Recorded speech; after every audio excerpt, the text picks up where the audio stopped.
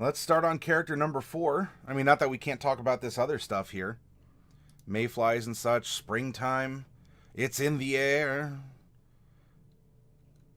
This area of New York has a lot of swamp, so maybe the reproduction cycle is hastened. Are mosquitoes really bad for you then? We have a female character who is 6. Ooh, a gnome. Let's roll this one more time. Odds. This is going to be a rock gnome.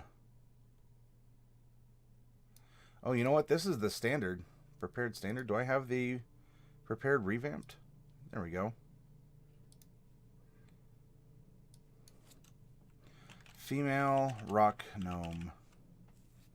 Oh, yeah, lots of skeeters. Lots of skeeters. Let's roll her alignment with 2 percentiles. 1983. 1983. This is going to be chaotic good.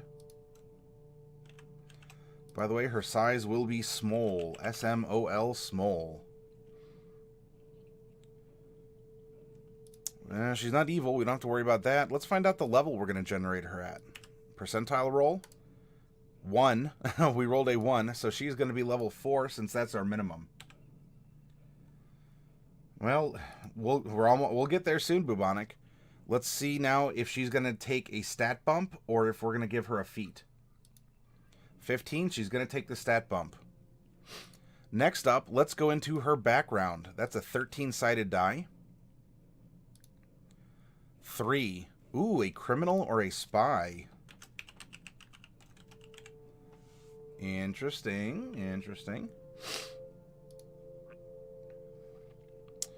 Criminals or spies do have a D8 for their origin. Which kind are they? What's their flavor? We're going to roll 1d8, and we're getting 6. What does that mean? Doesn't matter. Forget about it. It's a placeholder right now. Now we are going to put a few more placeholders in. We're going to roll 2d8 for personality traits. 2 and 6. Then 3d6 to finish out her personality. 4, 1, 4. Okay.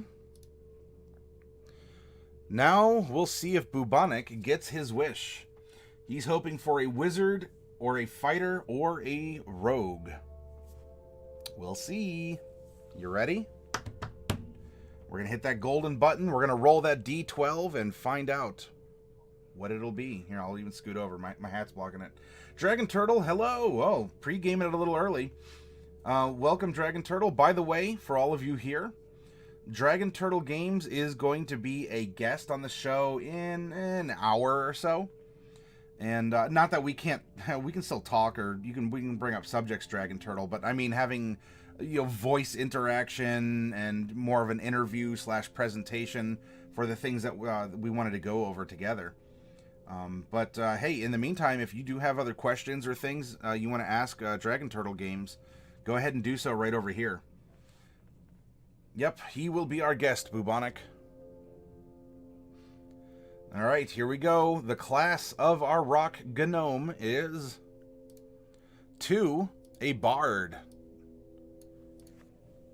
What kind of bard? Odds or evens will determine that. Evens. College of Valor.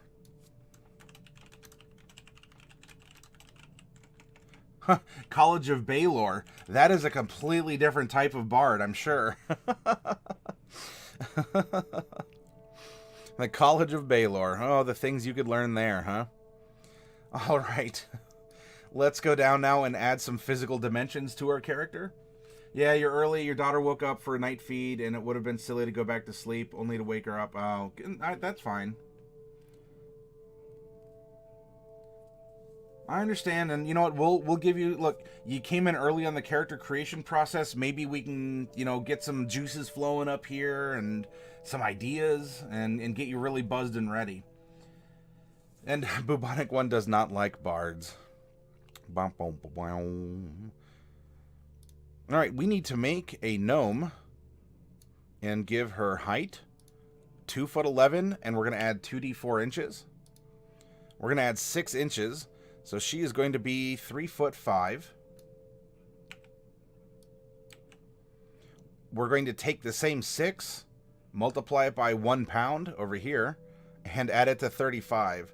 So she is 41 pounds. Yay! We've made, what, 12 bards in the last 6 weeks at least? Maybe. I don't know. I'd have to take a look at it, Bubonic One. All the roll of the dice. We may have preferences and, you know, sticking to our guns unless there's a unique circumstance, though. I mean, it's kind of like we went through a dry spell of Dragonborn, and now we've kind of had a surge of them. Gives you time to drink an energy drink, do some morning work, watch this stream live for once. Ah, well, yes, you can...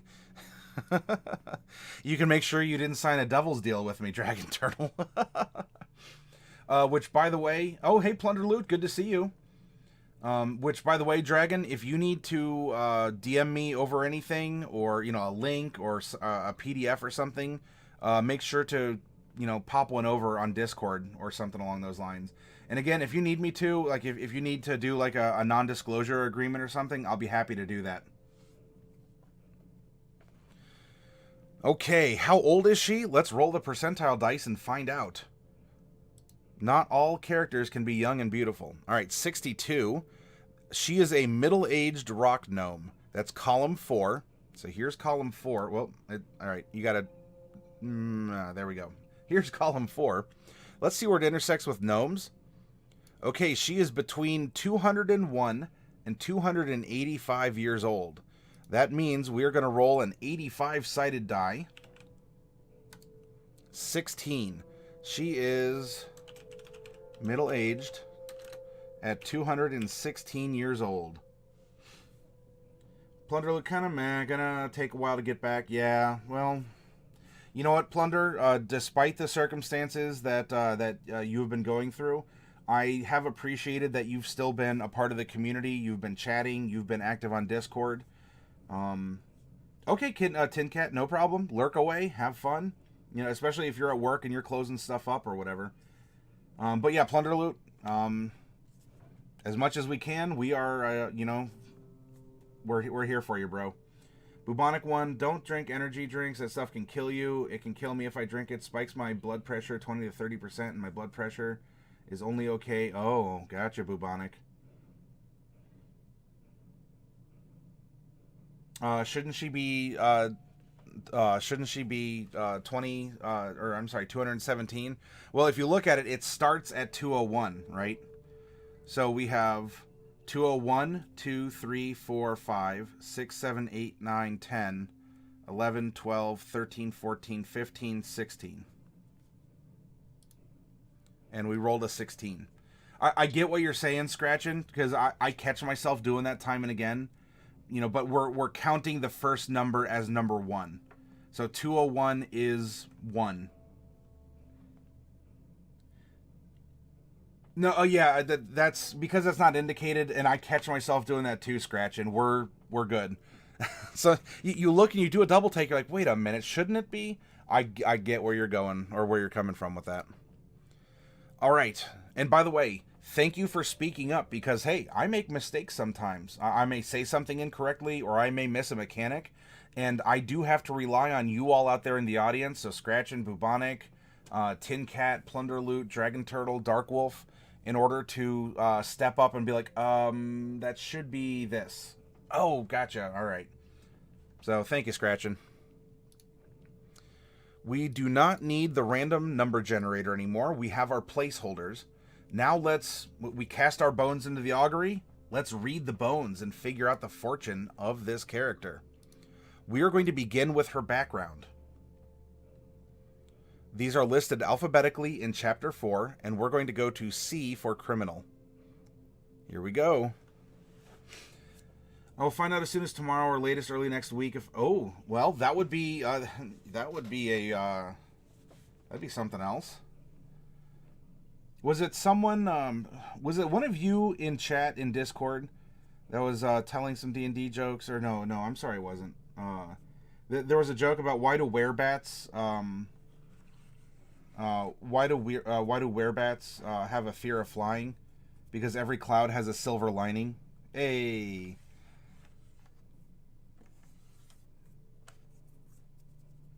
Coke adds a diuretic into its caffeine, just adds insult to injury on top of the water pill. Well, I don't know. Do you drink iced tea? Because that the tannins in tea are also a diuretic. Oh, I'll say not plunder loot. Woo, that's the good stuff. All right, for our background, we're not locking in yet whether she's a criminal or spy. Let's find out a little bit more about her and figure out which one will make more sense. She will get a skill proficiency in deception and in stealth. She will gain proficiency in some kind of a gaming set.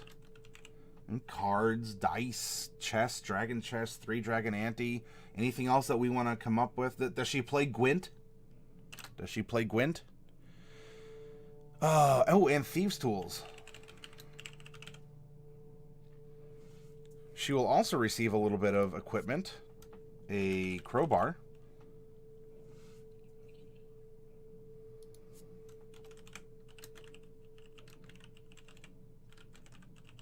Dark common clothes with a hood.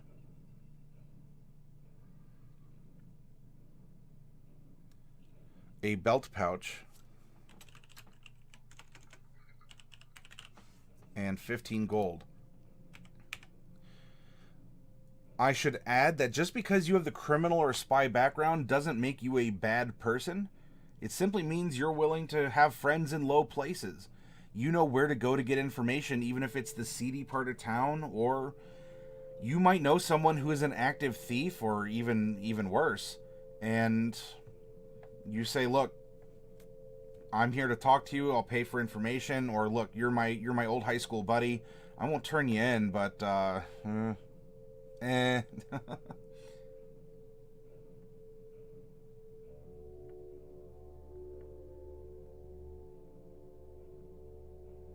Yeah, there you go, Dragon Turtle. Han Solo is a good criminal.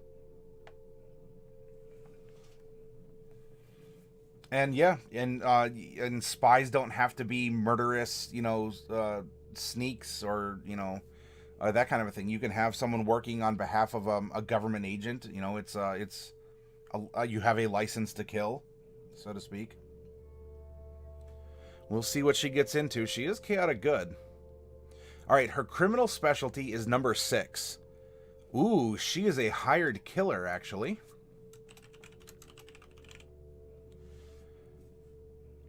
So someone's paying her to do something. And you know what? This works really well.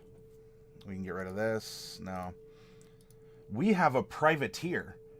And what is so amazing and why this works out very well, this campaign, we are going to be taking the characters or the region of Mesotopia, and they're going to start prodding back against this external empire that's making their way south into the west to invade.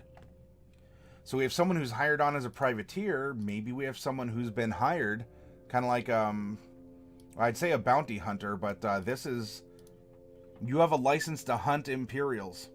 Are they wearing the colors? You have free reign. And if she's chaotic good, she's like, look, I'm doing this for the good of the people. I'm going to have fun doing it. And I'm going to make sure, though, that only people who are in official uniform, she's not going to get crazy with it. So is Lando, but let's make a Johnny English. Yeah, Lando isn't that good, though, given that he sold out Solo. Johnny English, that's a great example of a good spy. Plunder loot, he sold out Han to save himself and the people in the Cloud City. Yeah, that's... so you could argue for the greater good, something along those lines. He did redeem himself later, too. So, I don't know. However we'd like to work that. Alright, we get a background feature of a criminal contact. That means we have someone in the underbelly who can pass messages, maybe help us acquire things. It's really good to have. Maybe who can feed us information. Bubonic, she might be hunting the plant she knows that the evil empire has either successfully or potentially installed into privateer groups. Yes, that's true as well. Or she might not be, right? If she hunts down Imperials, we made as our second character someone who's supposedly a turncoat to the Empire. Now, granted, he has his own designs which aren't necessarily in favor of the Empire, but he grew up in their shadow. And he, he's a child prodigy. And, children can be vicious because they're so pure and innocent. They don't realize what they're doing. I mean, in a logical sense, we made the comparison of you give a child a magnifying glass on a sunny day and get in an anthill, and he'll have committed genocide against an entire colony of ants, and he'll have fun doing it. He'll laugh and brag about it and tell his friends, and and that's, is that evil? Is that bad? Yep, I got you, Bubonic. This could be very interesting. Okay, personality traits. 2. I am always calm, no matter what the situation. I never raise my voice or let my emotions control me. Huh, odd because she's a bard, right? Maybe she lets the song of her steel do the talking. And number 6. I don't pay attention to the risks in a situation. Never tell me the odds. Hey, what were we just talking about?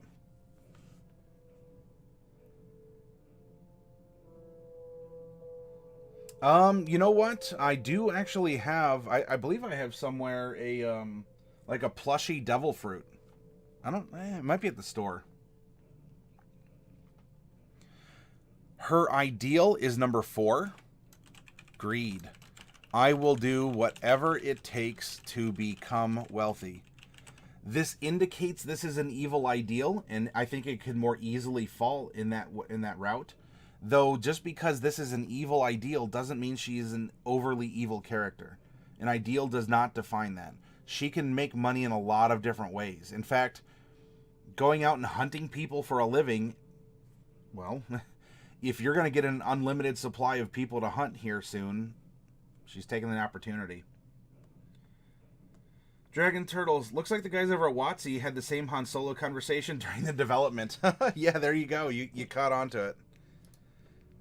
Bonds are number 1. I'm trying to pay off an old debt I owe to a generous benefactor.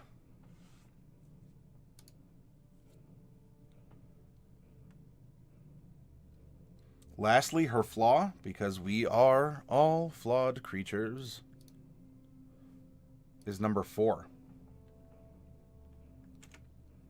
I have a tell that reveals when I'm lying. So she'll stab you from the front.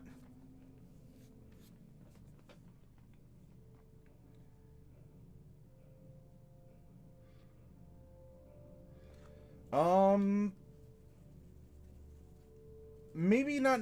Yeah, right. Dragon. Something like that. Although in this case, unless the generous benefactor, like, unless if we want to flavor her as actually a spy for the Empire who is infiltrating, maybe. We already have one character who is on the fence. He's come from the territory, but he might not, carry the flag. Either way, I'm fine. This is our character, and I want to spur thought. During the creative process, if we can get you considering options, that means when you see other characters or even your own, you're considering a lot of different things. How can you develop her or him? How, in which direction can you take it? Do you have to be bad to play a bad guy, or evil to play a bad guy? That could be, and it's almost poetic, Bubonic One.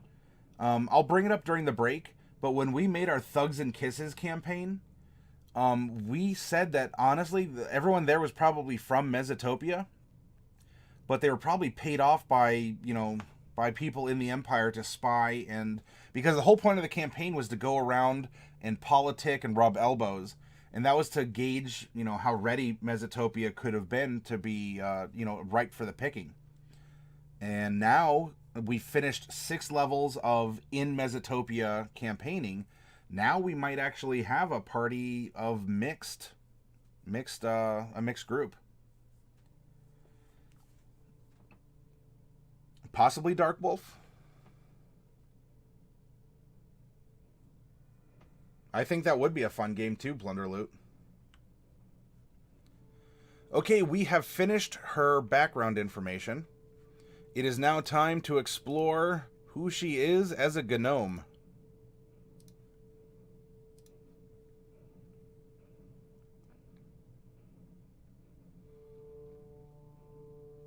We increase our intelligence by 2. We already have age and alignment. We do get 60 feet of dark vision. We are small-sized, SMOL. Dark vision, we do get something called Gnome Cunning. You have advantage on all intelligence, wisdom, and charisma saving throws against magic.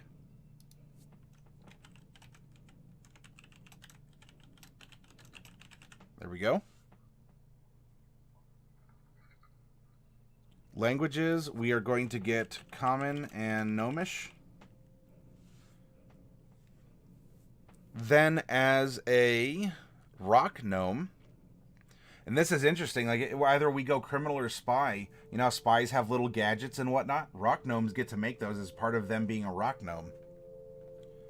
We get to increase our con by 1. We also get Artificer's Lore.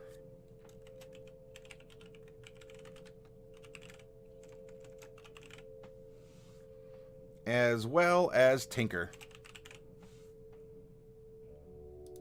which gives us proficiency in Tinker's tools.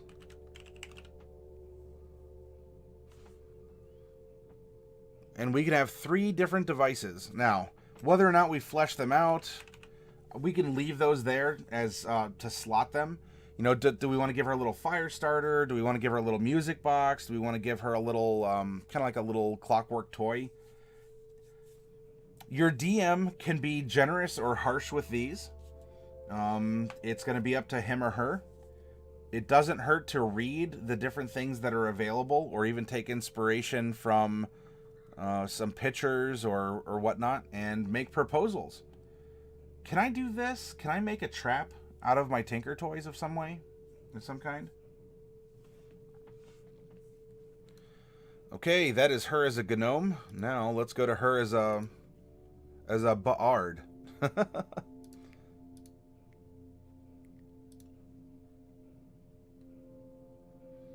Bards are a D8, a hit die, a D8 hit die class. She is 4th level, meaning that she has 4 of them total. You get 1 every level. We've used 0. We do get proficiencies in light armor. Now, knowing that she's going into College of Valor, this is technically peaking a little bit ahead, but I'm going to put down medium armor too. And shields. That's what you're going to get as a Valor Bard. As well, you get training in martial weapons. So we can just put simple and martial up here for weapons. Shh, shh, shh, don't tell anyone. We'll also get training in Instruments X3. Our saving throw proficiencies are dexterity and charisma, so we're going to fill in the diamonds next to them. And we get to choose any 3 skills we wish.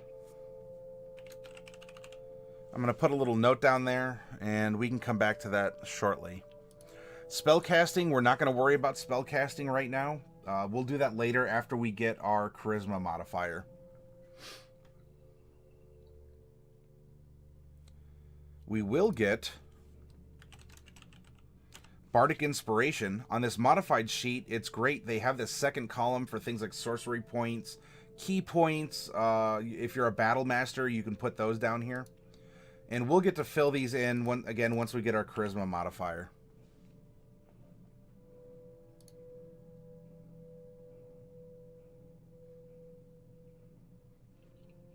We are going to get Jill of all trades, which is going to add half our proficiency bonus rounded down to all skills in which we are not proficient.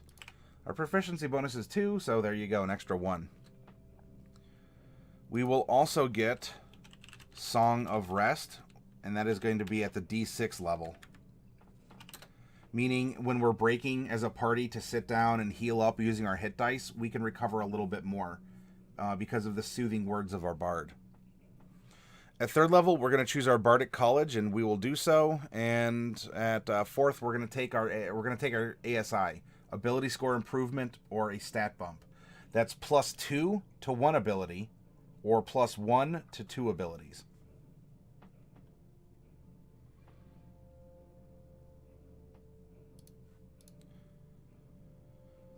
College of Valor, here we go. You gain proficiency with medium armor, shields, and martial weapons, and our Bardic Inspiration can be used as combat inspiration, meaning that we can use the inspiration die in a different way by being a College of Valor bard. And we don't have extra attack just yet. Almost, at level 6. Alright, so that's it for our archetype.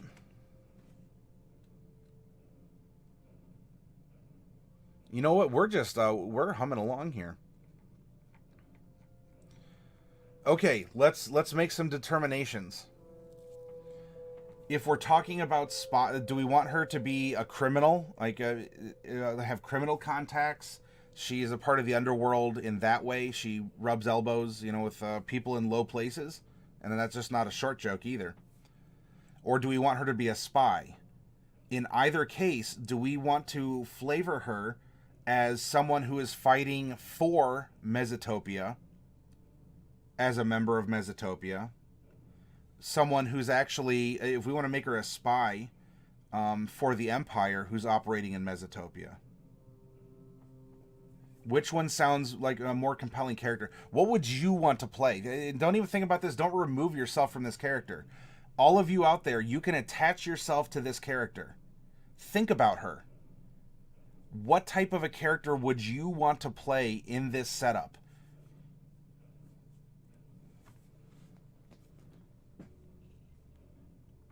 Right? You're a hired killer. You could go hunt Imperials. Or you could be some outsider of Mesotopia and you're neutral in the conflict. You can be from Mesotopia and be effectively a privateer. Right? We have a privateer who operates on the sea. You could just be a hired killer. You could be a mercenary, effectively, in order to take out any Imperial scouts that you see moving in because of this fear of invasion.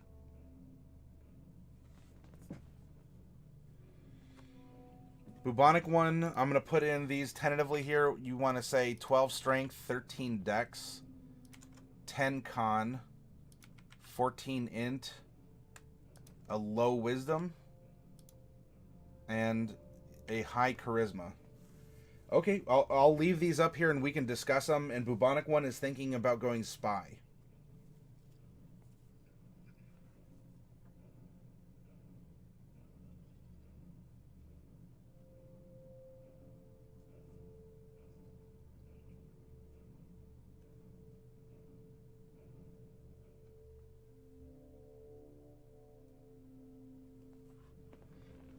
Anyone else have a suggestion? I'm looking over the stats too. Something else that we must determine at this point. Do we want her to be a dex-based bard? Or do we want her to be a strength-based bard? Right now, the two scores, you're going to get the same modifier either way. Whether we flip-flop it, or if we didn't want intelligence to be a 16. I don't, maybe we could have a spy with a low wisdom. You know, if you're more of a charismatic one, I don't know if a spy would need a high perception or something. With her personality, spy would work better. It's easier to make a lot of money in your working nation. Dex is the uber stat. It is, and so we don't have to go by. We don't have to always go by having a high dex. That would be, you know, if we look down here. I'm always calm no matter what the situation. I never raise my voice. I don't pay attention to the risks in a situation. Never tell me the odds. She's greedy. And she has a tell. So, I don't know, maybe this does lead to a low wisdom, right? If she doesn't pay attention to the risks, she just goes in and does it.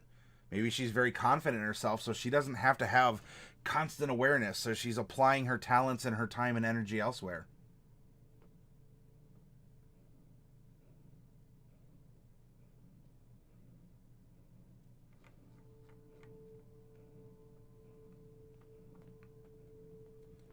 So that being the case, Dragon Turtle, if we entertain that idea, would you want to swap the 14 in intelligence with the 12 in strength?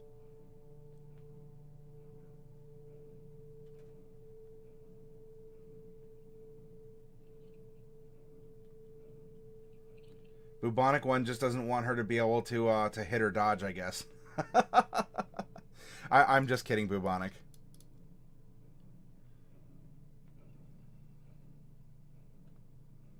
Well, yeah, I mean, if we give her an 8, that means that she won't have a true dump stat. That +2 will make up for it. It's fine if she's very smart. There's nothing saying that she can't be smart. In fact, if you're a spy, you need to know a lot about things. In fact, we can take 3 different skills. We could go history, investigation, and something else if we really wanted to. I'm fine with her being a smarty spy. You'd say so because 12 int is still very clever. If you take 10 as the average human, makes her 20% smarter than the average, which is pretty darn smart. So if we put the 12 in intelligence and we put the 14 in strength, then we would add in her racial modifier to give her actually a 14 int and an 11 con.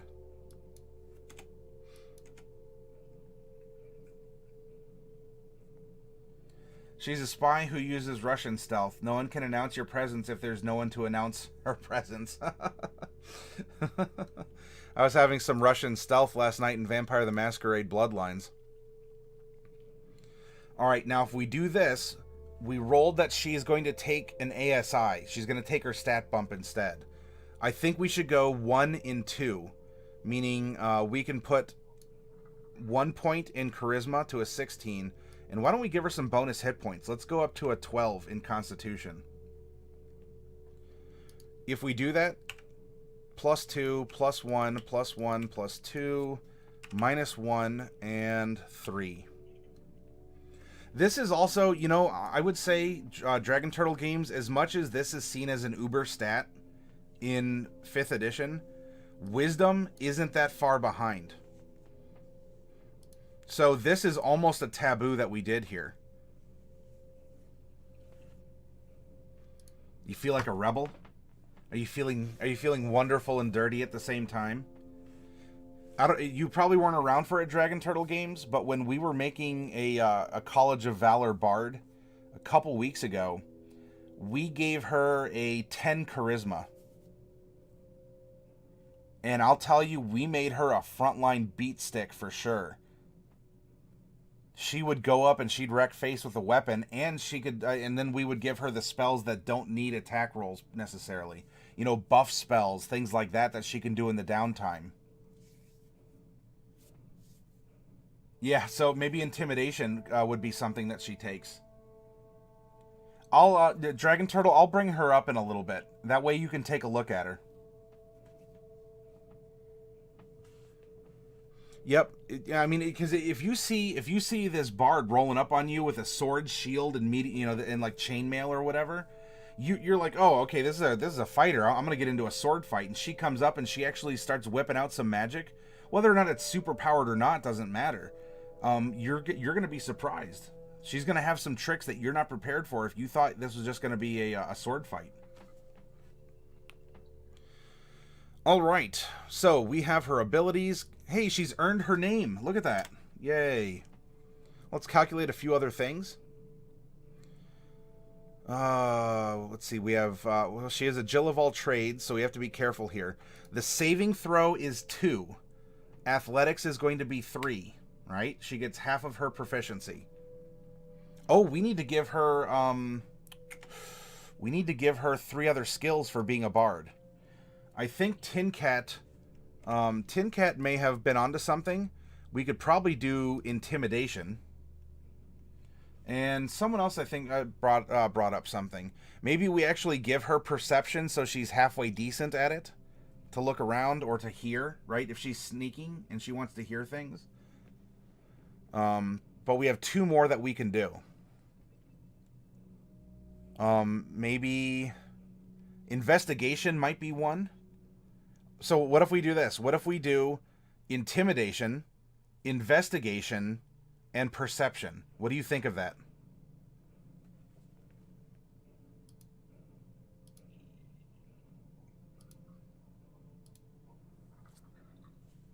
That's true too, Bubonic. You know, she just acts on the info. So if you want to move perception someplace else, we can do that.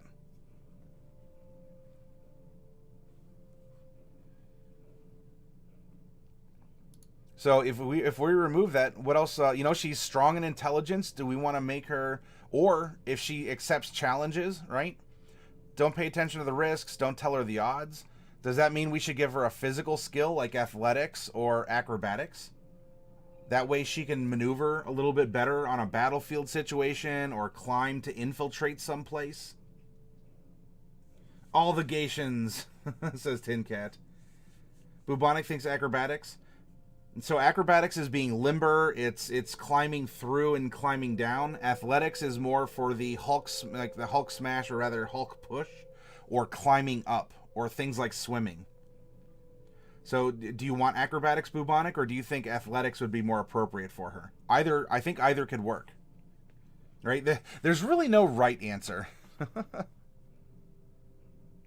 Acrobatication. Oh gosh.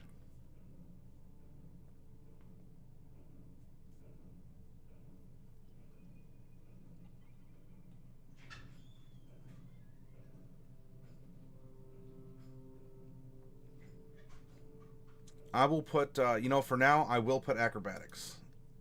So we should have 5. 1, we have acrobatics, stealth, investigation, deception, and intimidation. I think we have ourselves a spy. Climbing can be adjusted pretty easily with the right tools. All right, I like the theme you're going for, Bubonic. You're making a good point. How can we approach things? All right, so that means her athletics is a 3 because of Jill of all trades. Her saving throw is going to be a 3. As is her acrobatics and her stealth. Sleight of hand is also, well, it's going to be a 2. Not too far behind, right? Con saving throws 1. 2. Now, remember, saving throw doesn't get the benefit of Jack of all trades. She will get 3 arcana, 3 history, 3 nature, 3 religion, and 4 investigation. Now we have a -1. We're just going to Control C and... Actually, that's not true. She's going to have 0s at least. Because of that +1. So there, it's not too bad, right? She's not especially good at that, but she's not terrible. 4 and 4 for performance and persuasion, and therefore 5, 5, and 5 for saving throw, deception, intimidation. Yep, there you go, Bubonic. You are correct. Now let's figure out her hit points at this level. At first level, you get your maximum hit dice, so she gets an 8. Every other level, so she's level 4, right? So there's 3 more of 4. There's 3 left. We're going to go 3 levels at half +1. That is my preferred method. Then we're going to add in every level, so 4. She will get bonus hit points equal to her con modifier. So we have 15 plus 4 is 19, plus 8 is 27. She has 27 hit points at level 4. Oh, yes, and Dragon, you did make a good point as we're working around here. Because this is a dex check, It's not its own thing. In this case, the jack of all trades, because you're not proficient in that. You will get an extra, so this is going to actually be a +2 for her initiative. As a gnome, she has a 25 move speed, which means 12 climb, 12 swim, and 0 fly, unless someone throws her. So bubonic, we can, let's see. Yeah, I guess we do start with leather, so unless she buys up medium at level 4, if we go with what the book gives us, she will have a 12. And of course, we can give her a shield, too.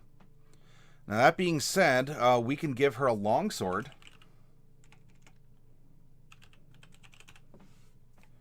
That she will get a +4 to hit with.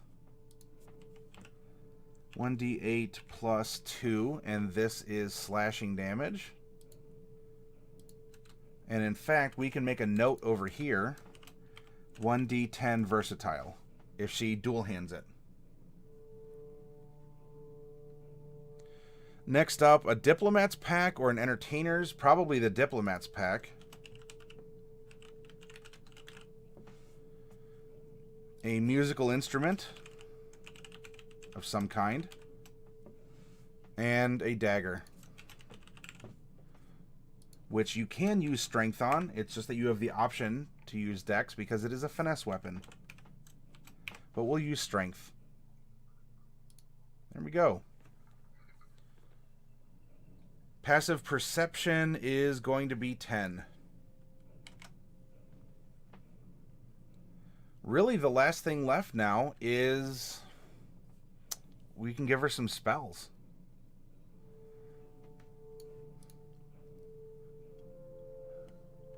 She's going to know 3 cantrips. 1, 2, and 3. Nice that they're on the front page, huh? At 4th level, she has 4 first level spell slots and 3 second. We'll put that she's learned 0. If you want to X those out, leave them blank. It's up to you for the remainders. Your difficulty class is 8 plus proficiency plus your spellcasting modifier. 8 plus 2 is 10, plus her charisma is 13. And if you want to know what your to hit with your spells are, it's easy. You just subtract the 8. Whoops, I already put a plus. +5. Bardic Inspiration is equal to her charisma modifier, so we can use Bardic Inspiration 3 times. It's all falling into place.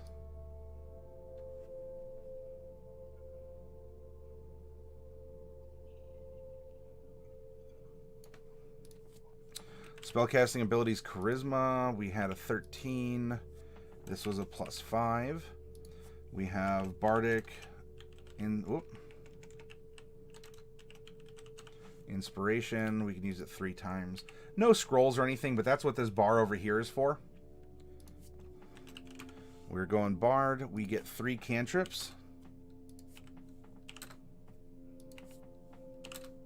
There we go. 4 first level spell slots and 3 second. How do we do our spells? Easy. At level 1, if you look here, you know 4 spells and you can only cast in the first tier. That means we are going to copy this. 2, 3, 4. Now, I do this because it helps us stay organized as to where we got our spells, when we got our spells, did we reassign a spell, what's providing the spell or effect. If your DM ever asks to look at your sheet, this is going to be a lot more organized, and he or she can see, oh, okay, gotcha. Yeah, that's right. You get 4 at level 1. I was thinking of something else. I'm sorry. Now, at level 2, we go from 4 spells known to 5, but we can still only cast level 1 spells. So there you go. Level 2 can go here. At 3rd level, we go to knowing 6 spells, but we can cast 2nd level spells now. If you want, you can put level 3 here, or as a character, you can put level 3 in a level 1 spell. If you wanted to just sort of write it out from here, you're going to get 2 per tier as you continue up. And in between levels, you can swap things around as well. That's something that Yeah, maybe I can feature it at some point in time and how that can be rearranged, but to keep it simple, this is what we have. Now, for players like bards and sorcerers and warlocks, your spell list is like a diary. Think of it that way. You know those spells because they're what you need or what you were taught at that particular point in time. They're not completely fixed moments in time because you can adjust them between levels. But the spells that you know are going to reflect who you are and what you do. If I hand you a level 10 wizard, well, wizard, yeah, a wizard can work, but it's a little bit more flexible because you can learn spells.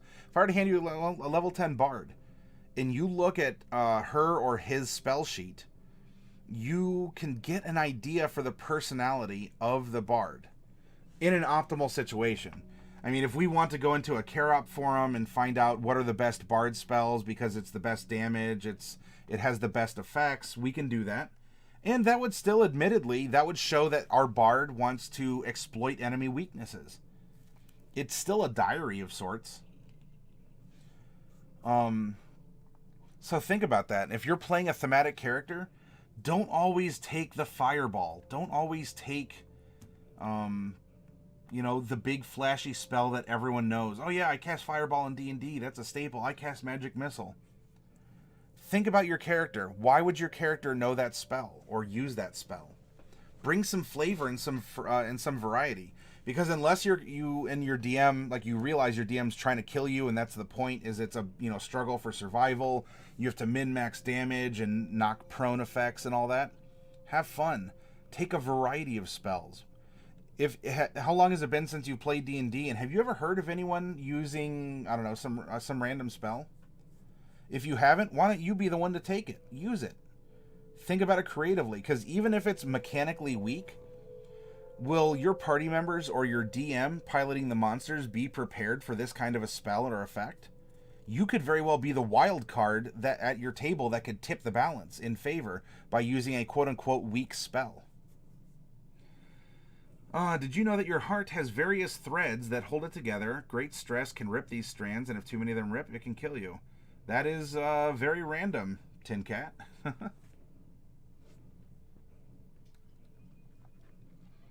So let's bring a little bit of variety here to our spy.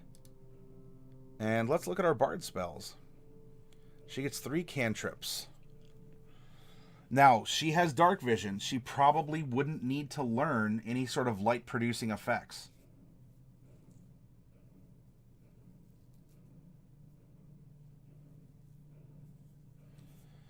I almost see something like... Blade Ward could be interesting. Hey, Death Count, good to see you. Blade Ward could be interesting. Message could be interesting, right? If you want to pass messages as a spy. Minor Illusion could be, because you can create sounds and some minor visual effects. I don't know if she'd take friends necessarily. Maybe. I don't know. I think she likes being the bad cop. Vicious Mockery is a damage spell. It does impose disadvantage. And Vicious Mockery could very well be wordplay in battle.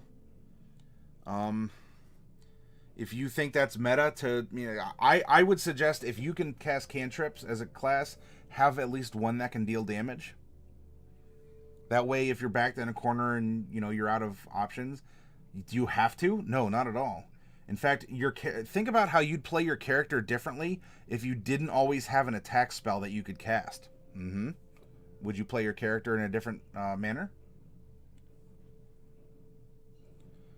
Well, I'm looking at cantrips right now, but Illusory Script, perhaps Plunder Loot, right? To leave messages.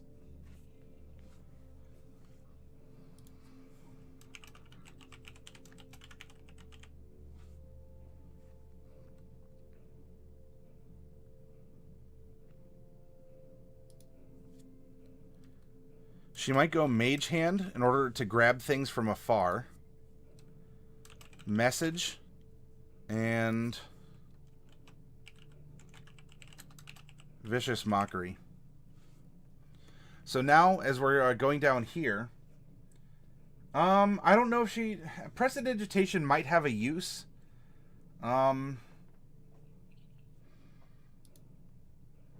But as a spy, if we're going on what Bubonic One was talking about, where she's relying on other people's knowledge, intel, and tools, then she may not need prestidigitation.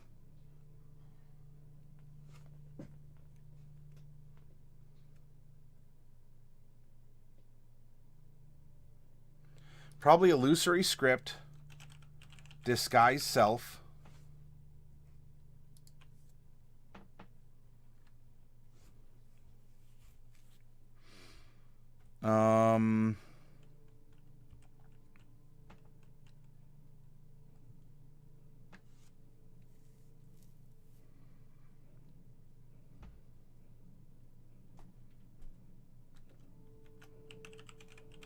Comprehend languages.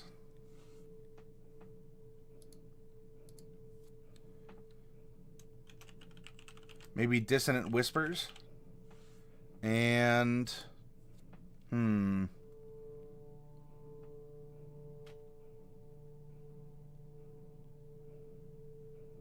If she's a spy, identify.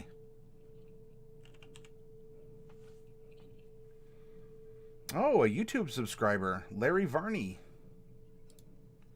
I don't know if that popped up. There it is. Thank you very much for that. If you're here. Oh, you want to say sleep? What would you like to replace with sleep? Or would you like to take sleep in the second level slot? Or how would you like to do that?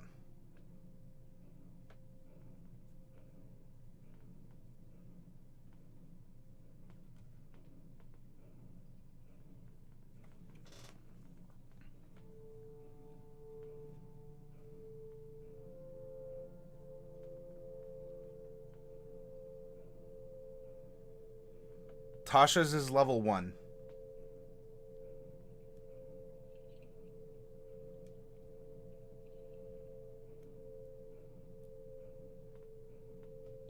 Sleep could be good, or what about this?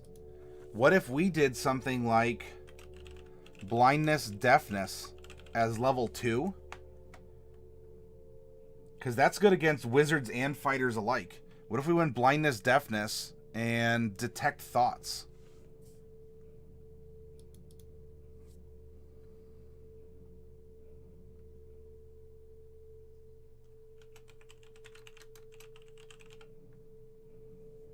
Detect thoughts is it's like a radar. It can tell you how many people are around, and it can help you pick up on what they're thinking and feeling. So blindness, deafness, that's great to disable your opponents. And oftentimes, look, as a spy, you don't have time to stick around. If an alarm has been set off, blind them and get out of there. Or deafen them and make sure that they can't cast spells.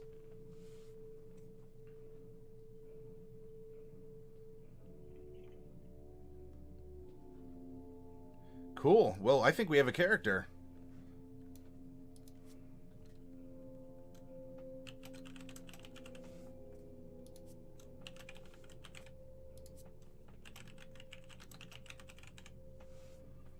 There we go. And Bubonic had recommended a name. Russian stealth, that's all I'm saying. That's right. People can't see if they don't have eyes or are alive.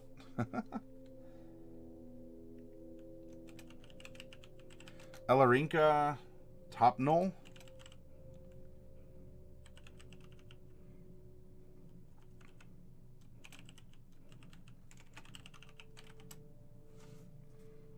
Is she a spy for the Knolls the whole time?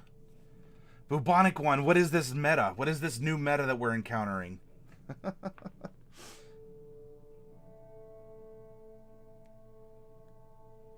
This whole time we thought we knew this cute little rock gnome. You know, this spy was a cute little rock gnome. No, instead it was an infiltrator. It was a Gnoll the entire time.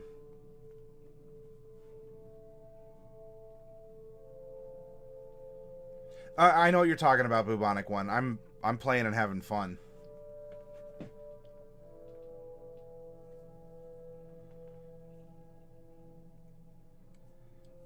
She's a polymorphed bugbear. All right. Well, we have a good character. Number 4. Tomorrow we're gonna make our 5th and complete the party. Yeah, that would make Norton happy though. We'll have to make sure to let him know that we have a Gnoll in the group, just not as he thinks. She's a sassy little spy too. That's for sure. Full of sass. Okay, so this is what we're gonna do. I'm gonna take a 5-10 minute break. During that time, I'm gonna get something to drink, and Dragon Turtle Games, you and I can probably set up like a private conversation or whatever through Discord, and if we need to work anything out beforehand, that's fine. And what we'll do is when we come back, well, we can have a talk, finish setting up, and when you're good to go, we can start the presentation. So I'm gonna go AFK, and I might experiment with the voice in Discord, so you might hear me and Dragon talking a little bit just to make sure things are going on back and forth. But I'm effectively AFK. So if anyone goes on an adventure, Dark Wolf, can you be on alert? Can you point your ears in the direction of chat and give out not hit points, but experience points?